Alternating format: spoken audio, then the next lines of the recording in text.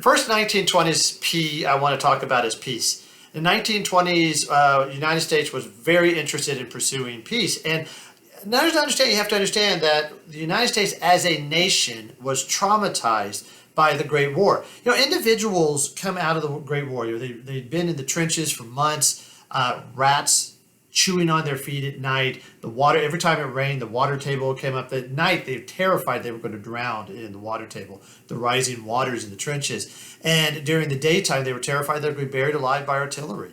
And that constant fear weighs down on people until that basically, now we would say post-traumatic stress disorder. Back then they called it shell shock because of the artillery shells. And this affected thousands of Americans. What's more, we had lost thousands of Americans in battle. And we had gotten absolutely nothing out of it except trauma. We got no new territory, no new markets, no new gains as a country. We just got the bad stuff. We just got the trauma. We just got the fatalities. We just got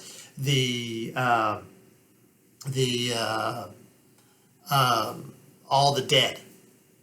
So they were very interested in pursuing peace. All right, and this kind of leads to a little bit of some what I think is irony, is that, for example, under treaties, we were limiting how many battleships we were allowed to have. And so one of the things that happened during battleships is battleships that were halfway built, they decided they were just going to forget putting guns and stuff on them, and they just put a big wooden deck on them and accidentally invented the aircraft carrier, which, again, ironically, is a much more effective weapon of war than the battleship ever was. And so we're pursuing this peace while at the same time accidentally giving rise to the next generation of weapons. Another thing we're going to do is we're going to walk away from something called the League of Nations. The League of Nations was President Woodrow Wilson's attempt to prevent another war. He had this idea. And some said it was a good idea, some said it was a bad idea. Unfortunately for Wilson, more people in the United States Senate said it was a bad idea.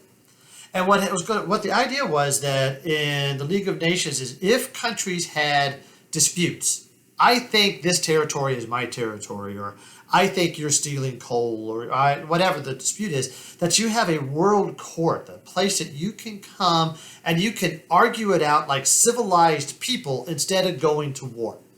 And it was to try to prevent the next great war.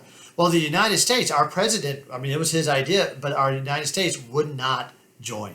The idea being that if war does break out between members of the League of Nations, the United States could actually be potentially sucked into another conflict that could be just as bad as the Great War. And so in the interest of staying out of war, we stay out of an organization that was supposed to be promoting peace. Now, because the League of Nations failed, we end up with an even more horrific war, and that's World War II. Another thing we're going to do is we're actually going to, with the help of England, we're going to pass something called the Kellogg-Brandt Act. Kellogg-Brandt Act in 1928 makes war illegal because everybody knows if you start a war, you're going to go to jail. I don't know if you get like a speeding ticket or whatever, but it is illegal to start a war. And so, again, we're trying to prevent that next great conflict, that next huge great war with all the devastation that comes from it. We're also going to see the rise of celebrity culture during this time. And some of those celebrities are going to use this time to promote peace as they understand it. Celebrities are kind of a funny thing. This whole idea of you're famous because you're famous is sort of the celebrity culture. And when I talk about the 1920s, kind of remind me of today, we're obsessed with celebrities. And the 1920s, we were terribly obsessed with the celebrities. And one more than any other was Charles Lindbergh. Charles Lindbergh was famous because he flew across the North Atlantic in an airplane by himself from New York to France. But then after that, he uses his celebrity to try to promote an America First peace movement where the United States does not need to get involved in any foreign wars. In fact, when Hitler takes power in the early 1930s, Lindbergh is actually going to go to Germany, see how large Hitler's new military apparatus is, and he's going to come back and tell Americans we can't win.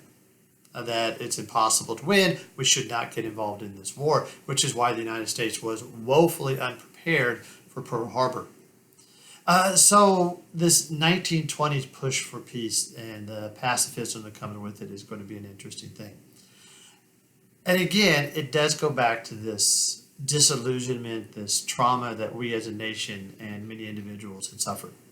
This time period is called, in the literary movement, is called the Lost Generation. And so what happened was that some people call World War I the war that used up words. We had so many famous authors. On England's side, we had C.S. Lewis, we had J.R.R. Tolkien. On the American side, we had people like Ernest Hemingway that all went to war to experience the glory and the manliness of war, that's how Ernest Hemingway described it.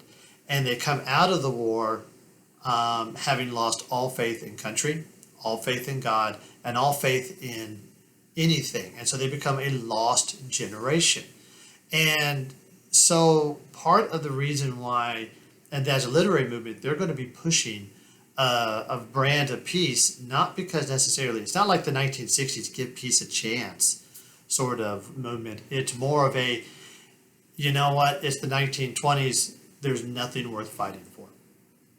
So, all right, until then, we have 3 more videos. Don't forget to watch them, and we'll talk about prosperity, prohibition, and prejudice coming up.